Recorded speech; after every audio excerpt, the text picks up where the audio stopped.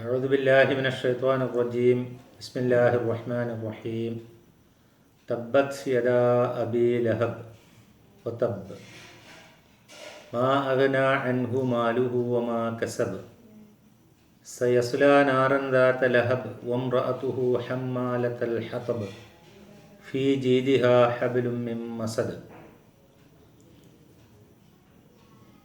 പ്രിയപ്പെട്ട സഹോദരി സഹോദരന്മാരെ, സൂറത്തുൽ ലഹബ് ആണ് നാം ഇപ്പോൾ ഇവിടെ കേട്ടത്.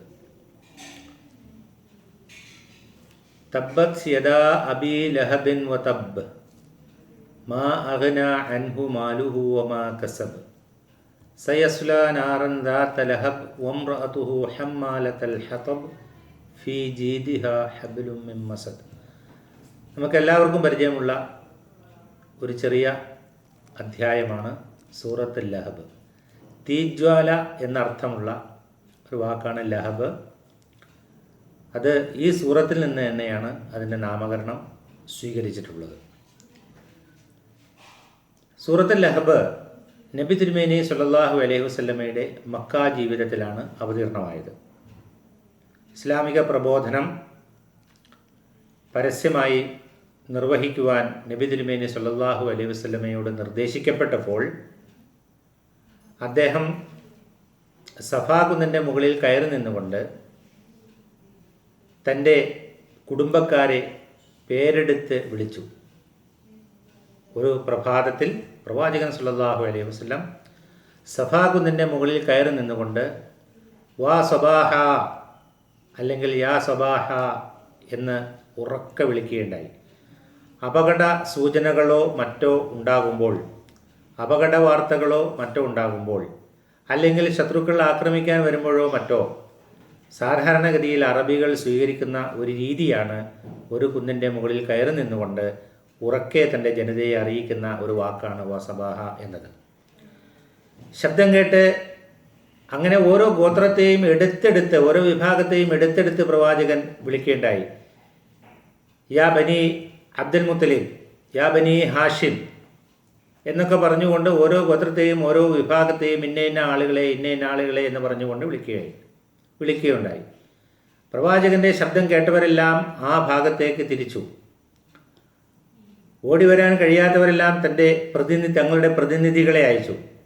എല്ലാവരും കുന്നിൻ ചെരുവിൽ ഒരുമിച്ച് കൂടിയപ്പോൾ പ്രവാചകൻ തിരുമേനി സല്ലല്ലാഹു അലൈഹി വസല്ലം അവരോട് ചോദിച്ചു, ഈ മലയുടെ പുറകിൽ നിങ്ങളെ ആക്രമിക്കുവാനായി ഒരു സൈന്യം സജ്ജമായി നിൽക്കുന്നു എന്ന് ഞാൻ പറഞ്ഞാൽ നിങ്ങൾ വിശ്വസിക്കുമോ എന്ന് ചോദിച്ചപ്പോൾ സദസ്സ് അല്ലെങ്കിൽ കൂടിയിരുന്നവർ ഒന്നടങ്കം പറയുകയുണ്ടായി, താങ്കൾ ഇതിനു മുമ്പ് കള്ളം പറഞ്ഞതായി ഞങ്ങൾ കേട്ടിട്ടില്ല, അതുകൊണ്ട് വിശ്വസിക്കാതിരിക്കാൻ എന്ത് കാരണം എന്ന് അവർ തിരിച്ചു പറയുകയുണ്ടായി. അപ്പോൾ തിരുമേനി സല്ലല്ലാഹു അലൈഹി വസല്ലം അവരോട് പറഞ്ഞു, ഞാൻ നിങ്ങളോട് ഗൗരവമുള്ള ഒരു കാര്യം പറയുവാൻ പോവുകയാണ്. നിങ്ങളുടെയും എൻ്റെയും നാഥൻ അള്ളാഹു ആണ്, അള്ളാഹു ഏകനാണ്. എന്നെ അള്ളാഹു സുബ്ഹാനഹു വ തആല പ്രവാചകനായി, അന്ത്യപ്രവാചകനായി തിരഞ്ഞെടുത്ത് അയച്ചിരിക്കുന്നു എന്ന് പറഞ്ഞപ്പോൾ, അള്ളാഹുവിനെ ഇബാദത്ത് ചെയ്തുകൊണ്ട് എൻ്റെ പ്രബോധനം ശ്രവിച്ചുകൊണ്ട് ഇസ്ലാമിൻ്റെ വഴിയിലേക്ക് നിങ്ങൾ വരൂ എന്ന് പറഞ്ഞപ്പോൾ നബിയുടെ മൂത്താപ്പയായ പിതൃവ്യനായ അബൂ ലഹബ് എന്ന വ്യക്തി പ്രവാചകനോട് ചോദിച്ചു, തബ്ബൻ ലക യാ മുഹമ്മദ് അലി ഹാദ ജമഅത്തന. പ്രവാചകൻ, നിനക്ക് നാശം, മുഹമ്മദേ നിനക്ക് നാശം, നിനക്ക് നാശമുണ്ടാവട്ടെ, ഇതിനാണോ നീ ഞങ്ങളെ വിളിച്ചു കൂട്ടിയത് എന്ന് അദ്ദേഹം ചോദിക്കുകയുണ്ടായി. അതിനും കൂടി മറുപടി ആയിക്കൊണ്ടാണ് ഈ സൂറത്ത് ഇറങ്ങിയിട്ടുള്ളത് എന്ന് സൂറത്തിൻ്റെ പശ്ചാത്തലം നമ്മളെ വ്യക്തമാക്കുന്നു. അവതരണ പശ്ചാത്തലത്തിൽ പണ്ഡിതന്മാർ രേഖപ്പെടുത്തുകയും ചെയ്തിട്ടുണ്ട്. അപ്പോൾ പ്രവാചകൻ സല്ലല്ലാഹു അലൈഹി വസല്ലം പ്രബോധനം പരസ്യമാക്കുകയും തൻ്റെ ജനങ്ങളെ വിളിച്ചുകൂട്ടി അത് പറയുകയും ചെയ്തപ്പോൾ സാധാരണ അറബികളിൽ നിലനിൽക്കുന്ന ഒരു രീതി അനുസരിച്ച് തങ്ങളുടെ ഏറ്റവും അടുത്ത കുടുംബക്കാരും ബന്ധക്കാരും സംരക്ഷണ ചുമതലയൊക്കെയുള്ള ആളുകളും അതിനോട് അഭിപ്രായ ഐക്യമില്ലെങ്കിലും പരസ്യമായി എതിർത്തുകൊണ്ട് രംഗത്ത് വരുന്ന ഒരു സമ്പ്രദായം അന്ന് അറബികളിൽ ഉണ്ടായിരുന്നില്ല. പ്രവാചകൻ സല്ലല്ലാഹു അലൈഹി വസല്ലം ഖുറൈശികളിൽപ്പെട്ട ഹാഷിം വംശത്തിൽപ്പെട്ട അബ്ദുൽ മുത്തലിബിൻ്റെ പിന്നെ ഹാഷിം വംശത്തിൽപ്പെട്ട, അതേപോലെ തന്നെ അബ്ദുൽ മുത്തലിബിൻ്റെ സന്താന പരമ്പരകളിൽപ്പെട്ട ഒരു മാന്യദേഹമായിരുന്നു. അതുകൊണ്ട് തന്നെ ഏറ്റവും ചുരുങ്ങിയത്, ചുരുങ്ങിയത് ബനു ഹാഷിമിൻ്റെയും ബനു അബ്ദുൽ മുത്തലിബിൻ്റെയും ഈ രണ്ട് കുടുംബങ്ങളുടെ സപ്പോർട്ട് ശക്തമായിട്ട് നബി സല്ലല്ലാഹു അലൈഹി വസല്ലമക്ക് ഉണ്ടായിരുന്നു. അതിനു മുമ്പും ഉണ്ടായിരുന്നു. പരസ്യമായി നബിയെ തള്ളിപ്പറയുവാനോ കൈവിടുവാനോ ഇവരാരും രംഗത്ത് വരികയുണ്ടായില്ല. എന്നിട്ട് പോലും ബനു അബ്ദുൽ മുത്തലിബിൽപ്പെട്ട അബൂലഹബ് എന്ന വ്യക്തി നബിയെ തള്ളിപ്പറയുവാനും കളിയാക്കുവാനും നബിക്കെതിരെ ശാപപ്രാർത്ഥന നടത്തുവാനും വരികയുണ്ടായി. മാത്രമല്ല ഈ വ്യക്തി നേരത്തെ മുതലേ ഇസ്ലാമിക പ്രബോധനം തുടങ്ങിയ കാലം മുതൽ പ്രബോധനത്തിൻ്റെയും പ്രചാരണത്തിൻ്റെയും പ്രവാചകൻ്റെയും വഴിയിൽ വിലങ്ങുതടികൾ വലിച്ചിടുകയും പ്രവാചകനെ നിരന്തരം ശല്യപ്പെടുത്തുകയും വഴിമുടക്കിക്കൊണ്ടിരിക്കുകയും ചെയ്യുന്ന ഒരാളായിരുന്നു. ഈ ലഹബ് എന്ന പേര്, അബൂലഹബ് എന്ന പേര് പറയുവാൻ തന്നെ കാരണം അദ്ദേഹത്തിന് അദ്ദേഹം ജ്വാലാമുഖനായിരുന്നു.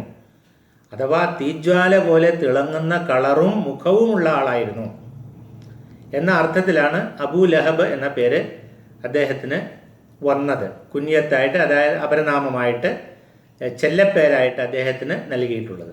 അദ്ദേഹത്തിൻ്റെ യഥാർത്ഥ പേര് അബ്ദുൽ ഉസ്സ എന്നായിരുന്നു. ഉസ്സയുടെ അടിമ. ഉസ്സ അവരുടെ ഒരു ആരാധ്യ വസ്തുവായ ഒരു ബിംബമായിരുന്നു. അവർ സങ്കല്പിച്ചിരുന്ന ഒരു ആരാധ്യ വസ്തുവായിരുന്നു. അപ്പോൾ അബ്ദുൽ ഉസ്സ എന്ന പേര് ഖുർആനിൽ പ്രയോഗിക്കുന്നത് അനൗചിത്യം കൂടിയാണ്, ഉസ്സയുടെ അടിമ എന്ന പേര്. അതുകൊണ്ട് തന്നെ ഒരു അപരനാമം അഥവാ ഒരു ചെല്ലപ്പേരാണ് അബൂലഹബ് എന്നത്. ആ പേരിലാണ് അദ്ദേഹം അറിയപ്പെട്ടിരുന്നതും അതാണ് ഖുർആൻ ആ പേര് ഉപയോഗിക്കുവാനുള്ള ഔചിത്യവും എന്ന് നാം മനസ്സിലാക്കേണ്ടതുണ്ട്.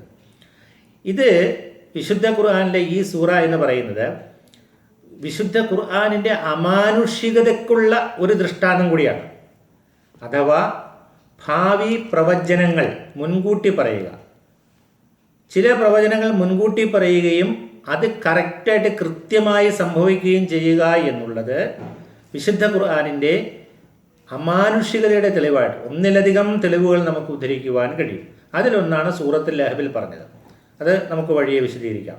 മറ്റൊരു തെളിവ് റോമാ പേർഷ്യ സാമ്രാജ്യങ്ങളിൽ തമ്മിലുള്ള ഒരു യുദ്ധത്തിൽ റോമാ സാമ്രാജ്യം പരാജയപ്പെട്ടപ്പോൾ മുസ്ലിങ്ങളുമായി മൈത്രീബന്ധം സ്ഥാപിച്ചിരുന്ന റോമാ സാമ്രാജ്യത്തിനേറ്റ കനത്ത പരാജയത്തിൽ മുസ്ലിങ്ങൾ നബി സല്ലല്ലാഹു അലൈഹി വസല്ലമയുടെ അനുയായികൾ, സഹാബികൾ വിഷണ്ണരായപ്പോൾ, ദുഃഖിതരായപ്പോൾ അവരെ സമാശ്വസിപ്പിച്ചുകൊണ്ട് വിശുദ്ധ ഖുർആൻ പറഞ്ഞു, അലിഫ് ലാം മീം ഗുലിബത്തുർ റൂം എന്ന് തുടങ്ങുന്ന സൂറത്തുർ റൂമിൽ, റൂം എന്ന അധ്യായത്തിൽ അതിൻ്റെ ആദ്യത്തിൽ പറയുന്നുണ്ട്, വളരെ ചുരുങ്ങിയ വർഷത്തിനുള്ളിൽ, 10-ൽ താഴെ വർഷത്തിനുള്ളിൽ റോമ പേർഷ്യയുടെ മേൽ ആധിപത്യം നേടും, അന്നേ ദിവസം വിശ്വാസികൾ സന്തോഷിക്കും എന്ന്. അതുപോലെ തന്നെ കൃത്യമായി 10 വർഷത്തിന് മുമ്പേ തന്നെ റോമാ സാമ്രാജ്യം പേർഷ്യ സാമ്രാജ്യത്തെ തകർക്കുകയും അവരുടെ മേൽ ആധിപത്യം നേടുകയും ഉണ്ടായി. ഇങ്ങനെ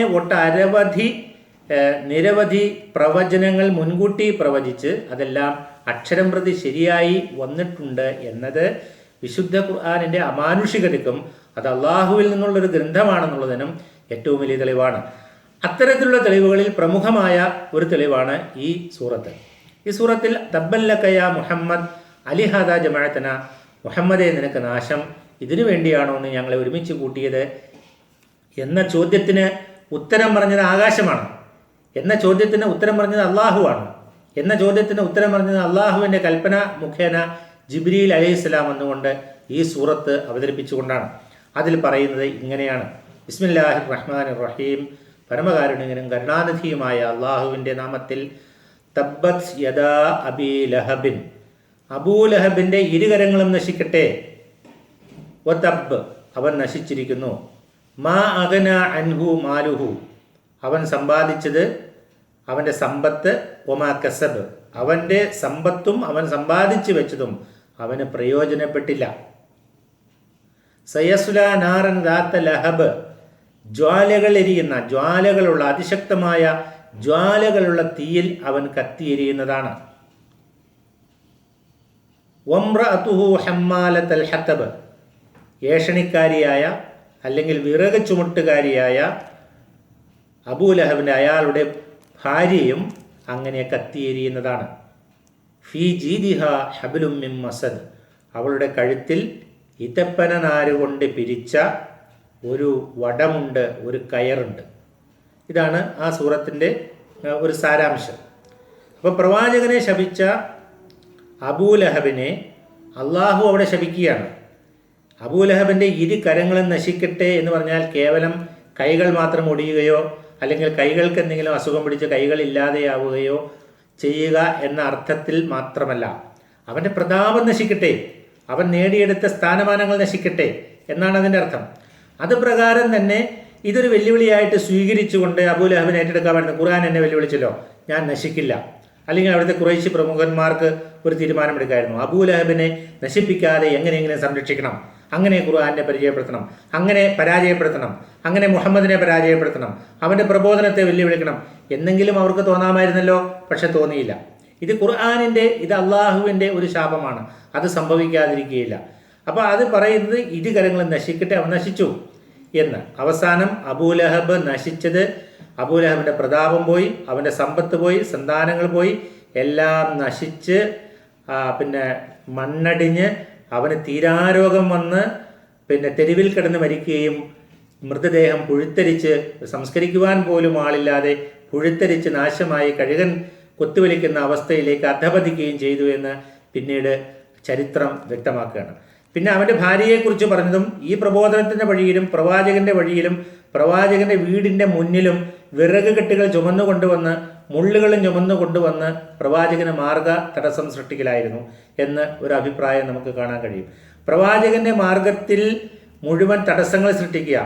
അതേപോലെ തന്നെ വിറക് ചുമട്ടുകാരി എന്ന് പറഞ്ഞത് ജനങ്ങൾക്കിടയിൽ ഏഷണയും ജനങ്ങൾക്കിടയിൽ ഷണ്ഠ ഉണ്ടാക്കുവാൻ വേണ്ടിയിട്ടുള്ള വർത്തമാനങ്ങളും പറഞ്ഞ് പ്രചരിപ്പിച്ച് അതിൻ്റെ ഫലമായി ജനങ്ങൾക്കിടയിൽ വിദ്വേഷത്തിൻ്റെയും ശത്രുതയുടെയും അഗ്നി പിന്നെ തീ പാളിക്കുക, അങ്ങനെയുള്ള സ്വഭാവമായതുകൊണ്ടാണ് അവളെ ഹമ്മാലത്തുൽ ഹത്തബ്, വിറക് ചുമട്ടുകാരി എന്ന പേര് നൽകിയതെന്ന് പറയുന്നു. ഫീ ജീദിഹ ഹബ്ലും മിൻ മസദ എന്ന് പറഞ്ഞതിൻ്റെ അർത്ഥം അവളുടെ കഴുത്തിൽ എപ്പോഴും ഒരു ഈത്തപ്പന നാരിൻ്റെ പിരിച്ച ഒരു കയറുണ്ടായിരുന്നു എന്നും അത് വിറക് കെട്ടുവാൻ വേണ്ടി പോലും ഉപയോഗിച്ചിരുന്നു എന്നുമെല്ലാം അർത്ഥമുള്ളതോടൊപ്പം തന്നെ അവൾ ആഭരണ പ്രേമമുള്ള ഒരു സ്ത്രീ ആയിരുന്നുവെന്നും വിലപിടിപ്പുള്ള രത്നങ്ങളും പവിഴങ്ങളൊക്കെ പതിച്ച ഒരു വലിയ മാല ഇട്ടുകൊണ്ടാണ് അവൾ നടന്നതെന്നും പക്ഷേ ഈ മാല യഥാർത്ഥത്തിൽ ഇത് നാളെ നരകത്തിൽ കത്തിയിരിയാനുള്ള ഒരു തീയുടെ ചെയിനായി മാറുമെന്നുമാണ് എന്ന അർത്ഥത്തിലുമാണെന്നും ഇങ്ങനെ വിവിധങ്ങളായ അഭിപ്രായങ്ങൾ. ഏത് അഭിപ്രായം നോക്കിയാലും ഈ അർവ എന്ന് പറയുന്ന സ്ത്രീ, അബൂലഹബിൻ്റെ ഭാര്യയുടെ പേര് അർവ എന്നാണ്, അവളെ സംബന്ധിച്ചിടത്തോളം ഈ പറഞ്ഞ വ്യാഖ്യാനങ്ങളെല്ലാം യോജിക്കുന്നതാണ്. അത്രയും ദുഷിച്ച സ്വഭാവമുള്ള പ്രചരണ മാർഗത്തിൽ, വിശ്വാസത്തിൻ്റെ മാർഗത്തിൽ തടസ്സങ്ങൾ സൃഷ്ടിച്ചുകൊണ്ട് മുന്നോട്ട് പോയ ഒരു സ്ത്രീ ആയിരുന്നു. അങ്ങനെ നമുക്കറിയാം പിന്നീട് ഉത്തൈബ എന്ന് പറയുന്ന അബൂലഹബിൻ്റെ ഒരു മകൻ്റെയൊക്കെ ദാരുണ അന്ത്യം വളരെ മോശമായിട്ടായിരുന്നു എന്നൊക്കെ ചരിത്രം പറയുന്നുണ്ട്. അങ്ങനെ അബൂലഹബ് ആരുമല്ലാതായി തീർന്ന ഒരു സംഭവമാണ് ഇത്. വിശുദ്ധ ഖുർആന്റെ പ്രഖ്യാപന പിന്നെ പ്രായോഗികമായി പ്രാവർത്തികമായ ഒരു തെളിവും കൂടിയാണ്. ഇതുകൊണ്ട് വിശുദ്ധ ഖുർആനിൻ്റെ മോചിസത്തിന് ഈ സൂറത്തിൽ തെളിവായും കൂടി നമുക്ക് അംഗീകരിക്കാവുന്നതാണ്. ഇതിൻ്റെ സാരാംശം നമ്മൾ ചിന്തിച്ച് നോക്കുമ്പോൾ ഇതാണ്: ഈ ഐഹിക ജീവിതത്തിൽ പണം, സ്വത്ത്, പ്രതാപം ഇതൊന്നുമല്ല ഒരു മനുഷ്യൻ്റെ വിജയ പരാജയങ്ങൾ തീരുമാനിക്കുന്നത്. മറിച്ച് അവൻ്റെ വിശ്വാസവും അവൻ മുറുകെ പിടിക്കുന്ന ധാർമ്മിക മൂല്യങ്ങളും അവൻ ജീവിതത്തിൽ അവൻ പാലിക്കുന്ന സത്യസന്ധമായ സരണിയും വഴിയും, ഇതാണ് ഒരു മനുഷ്യനെ അള്ളാഹുവിൻ്റെ അടുക്കലും ജനങ്ങളുടെ അടുക്കലും പ്രിയപ്പെട്ടവനാക്കി മാറ്റുന്നത്. സ്ഥാനമാനങ്ങൾ നൽകുന്നത് പണമല്ല, പ്രതാപമല്ല, കുലമഹിമയല്ല എന്ന തിരിച്ചറിവിലേക്കാണ് നാം ചെന്നെത്തേണ്ടത്. മറിച്ച് വിശ്വാസം വികലമാവുകയും പ്രവർത്തനങ്ങൾ പാഴായി പോവുകയും ഗർവിലധിഷ്ഠിതമായ ഒരു ശൈലി തിരഞ്ഞെടുക്കുകയും ചെയ്താൽ അവൻ ചെന്നെത്തുക നരകത്തിലായിരിക്കും, കത്തിയെരിയുന്ന തീയിലായിരിക്കും എന്ന പാഠം കൂടി മാലോകരെ ഈ സൂറത്ത് പഠിപ്പിക്കുന്നുണ്ട്. അല്ലാഹു സുബ്ഹാനഹു വ തആല ഈ സൂറത്തിൻ്റെ സാരാംശം ഉൾക്കൊണ്ടുകൊണ്ട് നന്നായി ജീവിക്കുവാൻ നമുക്ക് ഏവർക്കും തൗഫീക്ക് നൽകി അനുഗ്രഹിക്കുമാറാകട്ടെ. വആഖിറു ദഅ്വാനാ അനിൽ ഹംദുലില്ലാഹി റബ്ബിൽ ആലമീൻ. അസ്സലാമു അലൈക്കും.